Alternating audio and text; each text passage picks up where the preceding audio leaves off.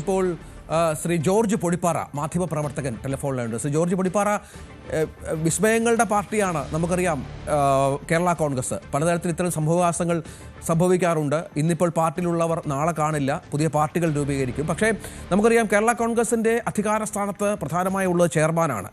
K M Mani നയിച്ച party ഇപ്പോൾ മകനിലേക്ക് party എത്തുന്നു. പക്ഷേ അടുത്ത കാലത്തായി, സമീപകാലത്തായി കുറച്ചുകൂടി CPM റോഷിയിൽ വിശ്വസിക്കുന്നു, പാർട്ടി റോഷിയായി മാറുന്നു എന്നുള്ള തരത്തിൽ കാര്യങ്ങൾ നീങ്ങുന്നുണ്ടോ?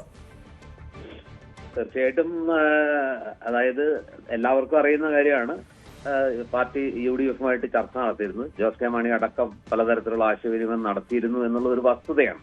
പിന്നീട് അവർ നിഷേധിക്കുന്നുണ്ടെങ്കിലും ഒരു തരത്തിലും ചർച്ച നടന്നില്ല എന്നൊക്കെ പറയുന്നുണ്ടെങ്കിലും ജോസ് കെ മാണി ആ നിലയ്ക്ക് ആലോചിച്ചിരുന്നു. പാർട്ടിയിൽ ഒരു വിഭാഗം ആലോചിച്ചിരുന്നു. ചില MLA-മാരും ജോസ് കെ മാണിയുടെ ആ നീക്കത്തോട് യോജിച്ചു എന്നുള്ളതൊക്കെ പരസ്യമായ രഹസ്യമാണ്.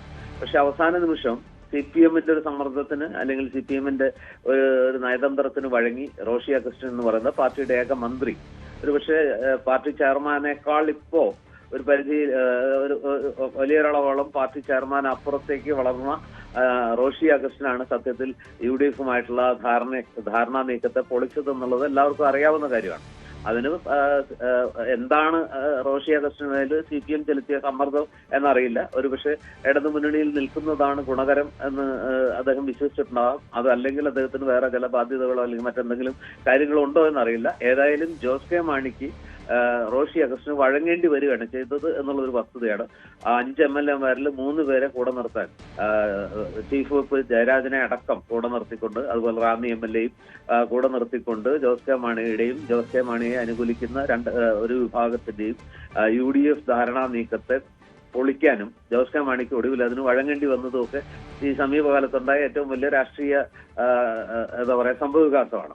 അപ്പൊ അതിനിടയിലാണ് ഇപ്പൊ ഏറ്റവും പ്രധാനപ്പെട്ട ഒരു പ്രശ്നം, റോഷി ചെയർമാനേക്കാൾ വളർന്നോ അല്ലെങ്കിൽ പാർട്ടിയെ നിയന്ത്രിക്കുന്ന കയ്യിലെടുക്കാവുന്ന ഒരു അവസ്ഥയിലേക്ക് എത്തിയോ എന്ന ചോദ്യം അങ്ങനെ നിൽക്കുമ്പോൾ തന്നെ മറ്റൊരു കാര്യമുള്ളത്, ജോസ് കെ മാണിയെ സംബന്ധിച്ചിടത്തോളം പാലായിൽ മത്സരിക്കുന്നത് ഗുണകരമാവുമോ അതോ ആത്മഹത്യാപരമാവോ? ഇപ്പൊ 2 തവണ ജോസ് കെ മാണി സി കാപ്പനോട് തോറ്റു നിൽക്കുകയാണ്. അപ്പൊ ആ ഒരു സാഹചര്യത്തിൽ മാണി സി കാപ്പൻ തന്നെയാണ് പാലായിലെ സ്ഥാനാർത്ഥി എന്ന് ഏതാണ്ട് ഉറപ്പാണ്. പ്രത്യേകിച്ചും ജോസ് കെ മാണി UDF-ലേക്ക് വരാത്തൊരു സാഹചര്യത്തിൽ ആ ഒരു അവസ്ഥയിൽ ജോസ് കെ മാണി വീണ്ടും പാലായിൽ മത്സരിച്ചാൽ മാണി സി കാപ്പനോട് ഏറ്റുമുട്ടി വീണ്ടും വീരചരമം പ്രാപിക്കേണ്ടി വരുമോ എന്നുള്ളൊരു സംശയം ജോസ് കെ മാണിയുടെ ഉള്ളിലുണ്ട്. പാർട്ടിക്കകത്തും വലിയ വിഭാഗത്തിന്റെ മനസ്സിലൊരു സന്ദേഹമാണ്. ആ നിലയ്ക്ക് പാലായോടുള്ള ആ പൈതൃകം, മാണി സാറ് നിന്ന് സ്വന്തം പിതാവ് പതിറ്റാണ്ടുകളായിട്ട് കൈവശം വെച്ചിരുന്ന ഒരു മണ്ഡലം, അതൊരു വലിയ വൈകാരികതയാണ്, വലിയൊരു പൈതൃകമാണ്, വലിയൊരു തുടർച്ചയാണ്. അപ്പൊ അത് ഉപേക്ഷിച്ച് പാലാ വിട്ട് മറ്റൊരു സീറ്റിലേക്ക് ജോസ് കെ മാണി മാറുക എന്നത് ഒരു പരിധിവരെ ഒരു വ്യക്തി എന്നുള്ള നിലയിൽ, ഒരു മകൻ എന്നുള്ള നിലയിൽ, പാർട്ടി ചെയർമാൻ എന്നുള്ള നിലയിൽ അദ്ദേഹത്തിന് വലിയ ബുദ്ധിമുട്ടുള്ള കാര്യമാണ്. പക്ഷെ എങ്കിലും തുടർച്ചയായിട്ട് ഇങ്ങനെ പരാജയപ്പെടുന്നത് കൊണ്ട് പാലായേക്കാൾ സുരക്ഷിതമായ മറ്റേതെങ്കിലും മണ്ഡലം, കടുത്തുരുത്തി അടക്കം ഏതെങ്കിലും ഒരു മണ്ഡലം പരിഗണിച്ച് കുറച്ചുകൂടി സുരക്ഷിതമായ ഒരു സീറ്റിലേക്ക് മാറി മത്സരിച്ച് ജയിക്കുക എന്നത് പാർട്ടിയിൽ ആലോചിക്കേണ്ട ഒരു വിഷയമാണ്. ജോസ് കെ മാണിയുടെ മനസ്സിലും ഈ ദ്വന്ദ്വം, അല്ലെങ്കിൽ പാലാ വേണോ കടുത്തുരുത്തി വേണോ അതോ മറ്റേതെങ്കിലും സുരക്ഷിത സീറ്റ് വേണോ എന്നുള്ള ഒരു ആലോചന ശക്തമായിട്ട് ഉണ്ടാകാം. വീണ്ടും തോൽക്കുന്നത് അദ്ദേഹത്തിന് ഗുണകരമാവില്ല രാഷ്ട്രീയ ഭാവിക്ക്. അപ്പൊ ആ നിലയ്ക്ക് അങ്ങനെ ആലോചിച്ചിരിക്കുന്ന ഒരു ഘട്ടത്തിലാണ് കഴിഞ്ഞ പത്രസമ്മേളനത്തിൽ ആ ഒരു സന്ദേഹം ജോസ് കെ മാണിയിൽ ഇപ്പോഴും ബാക്കി നിൽക്കുന്നുണ്ട്. മാത്രമല്ല, ഇങ്ങനെ ഏകപക്ഷീയമായിട്ട് പാർട്ടി ചെയർമാൻ ആണെങ്കിൽ പോലും എവിടെ നിൽക്കുന്നു, മത്സരിക്കുന്നു എന്നുള്ളത് പ്രഖ്യാപിക്കുക എന്നുള്ളതിനകത്തൊരു അഭംഗിയുണ്ട്. പാർട്ടിയാണ് പ്രഖ്യാപിക്കേണ്ടത്. പാർട്ടിയുടെ എന്താ പറയുക, സെക്രട്ടേറിയറ്റ് യോഗത്തിന് ശേഷം അല്ലെങ്കിൽ ഇലക്ഷൻ സംബന്ധിച്ച പ്രത്യേക യോഗത്തിന് ശേഷം, സ്ഥാനാർത്ഥി നിർണയ യോഗത്തിനൊക്കെ ശേഷം അത് പ്രഖ്യാപിക്കുന്നതാണ് അതിന്റെ രീതിയും അതിന്റെ ഒരു ഭംഗിയും. അതിനു പകരം ഒരു പത്രസമ്മേളനത്തിൽ വെച്ച് ജോസ് കെ മാണിക്ക് ഇനി ഏതെങ്കിലും രീതിയിലുള്ള ഒരു ആലോചനയ്ക്ക് സാധ്യതയുണ്ടെങ്കിൽ അത് അടച്ചു കളയുന്ന രീതിയിൽ ജോസ് കെ മാണി പാലായിൽ തന്നെയാണ് മത്സരിക്കുക എന്ന് മന്ത്രി റോഷി അഗസ്റ്റിൻ പ്രഖ്യാപിക്കുന്നത് ഒരുപക്ഷെ ജോസ് കെ മാണിക്ക് 2 രീതിയിലാണ്. ഒന്ന്, അദ്ദേഹത്തിന്റെ ഏതെങ്കിലും ഒരു സാധ്യതയുള്ളത് ഇല്ലാതാക്കുന്നു. 2, അത്തരം ഒരു പ്രഖ്യാപനം പാർട്ടി ചെയർമാനെ മറികടന്ന് മൈക്ക് പിടിച്ചു വാങ്ങിക്കൊണ്ട് റോഷി അഗസ്റ്റിൻ പറയുമ്പോൾ ഇനി പാർട്ടിയിലെ അവസാന വാക്ക് റോഷി അഗസ്റ്റിൻ ആണോ? ജോസ് കെ മാണിക്ക് അപ്പുറത്ത് കാര്യങ്ങൾ പറയാനുള്ള ഒരു അധികാരം, അല്ലെങ്കിൽ അത്തരത്തിലേക്ക് റോഷി അഗസ്റ്റിൻ പാർട്ടിയിൽ പിടിമുറുക്കിയോ വളർന്നോ എന്നുള്ളൊരു സംശയം കൂടി അത് സൃഷ്ടിക്കുന്നുണ്ട്. അതുകൊണ്ടാണ് ജോസ് കെ മാണി അസ്വസ്ഥനാവുന്നത്. കാരണം അല്ലെങ്കിൽ തന്നെ റോഷി അഗസ്റ്റിൻ ജോസ് കെ മാണിയുടെ നീക്കങ്ങൾക്ക് തടയിടുന്നു, MLA-മാരിൽ കൂടുതൽ പേരെ സ്വന്തം വലയത്തിലാക്കുന്നു.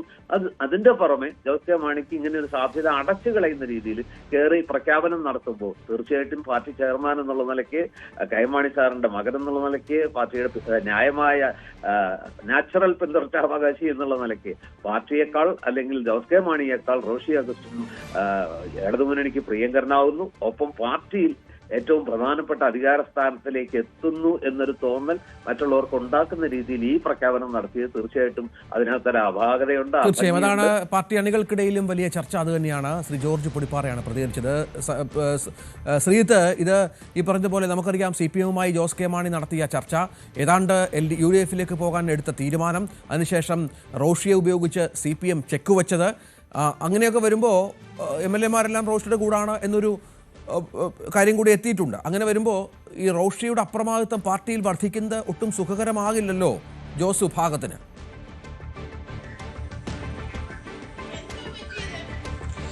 തീർച്ചയായും അത് ഗുണകരമാകില്ല എന്ന കാര്യത്തിൽ യാതൊരു സംശയവുമില്ല. അധികാര കേന്ദ്രം മാറുന്നു എന്നതിൻ്റെ ഒരു പ്രത്യക്ഷ സൂചനയായി ഇത് വ്യാഖ്യാനിക്കപ്പെടുമെന്ന കാര്യത്തിൽ സംശയമില്ല. അത് കേവലം ഒരു വാർത്താ സമ്മേളനത്തിൽ മൈക്ക് പിടിച്ച് വാങ്ങിയത് അതൊരു ചിത്രമാണ്. അതിനപ്പുറത്തേക്ക് കഴിഞ്ഞ കുറച്ചു കാലമായി നടന്ന രാഷ്ട്രീയ നീക്കങ്ങൾ അങ്ങനെ തന്നെയാണ്. റോഷി എന്ത് തീരുമാനിക്കുന്നു അതിലേക്കായിരുന്നു കേരള കോൺഗ്രസ് എമ്മിൻ്റെ കാര്യങ്ങൾ എത്തിയത്. അതിലേക്ക് എത്തിക്കാൻ റോഷിക്ക് സാധിച്ചു എന്നുള്ളതും വസ്തുത തന്നെയാണ്. ഇടുക്കി പോലെയുള്ള ഒരു സ്ഥലത്ത് മത്സരിക്കാൻ നിൽക്കുന്ന റോഷിയാണ് തങ്ങൾക്ക് വേണ്ടി പാർട്ടി ഒപ്പം നിർത്തിയതെന്ന് ഇടുക്കി ജില്ലാ സെക്രട്ടറി CPM-ന്റെ ജില്ലാ സെക്രട്ടറി CV വർഗീസ് പറഞ്ഞതും സന്ദേശം ഉൾപ്പെടെ പുറത്തു വന്നതുമാണ്. എന്തായാലും ഒരു കാര്യം വളരെ കൃത്യമായി എടുത്തു കാണേണ്ടത്, അധികാര കേന്ദ്രം എന്നുള്ളത് ജോസ് കെ മാണിയാണ് എന്ന് കരുതുമ്പോൾ പോലും ഫലത്തിൽ അധികാരമുള്ള കേന്ദ്രമായി, അതായത് പാർട്ടിയിൽ കൂടുതൽ MLA-മാർ, പ്രത്യേകിച്ച് റോഷി അഗസ്റ്റിനെ കൂടാതെ പ്രമോദ് നാരായണനും N ജയരാജും ഒക്കെ ഫലത്തിൽ റോഷിക്കൊപ്പം നിന്നതുകൊണ്ടാണ് ഇടതുമുന്നണിക്കൊപ്പം ഇപ്പോഴും തുടരാനായത്.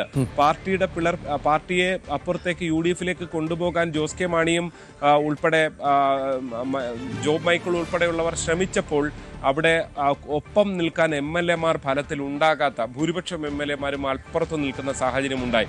അങ്ങനെ അധികാര കേന്ദ്രമായി റോഷി അഗസ്റ്റിൻ മാറി എന്നുള്ളതിന്റെ പ്രത്യക്ഷ ഒരു ചിത്രം കൂടിയാണ് ഇന്നലെ കണ്ടത്. കൃത്യമായി അതാണ് അതിന്റെ വിലയിരുത്തൽ. ഏതായാലും കേരള കോൺഗ്രസിൽ കാര്യങ്ങൾ ഒട്ടും സുഖകരമല്ല.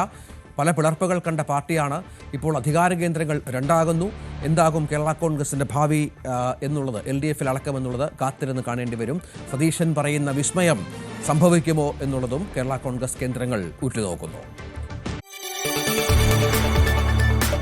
കൂടുതൽ വാർത്തകൾക്ക് News 18 Keralam YouTube channel subscribe ചെയ്യുക.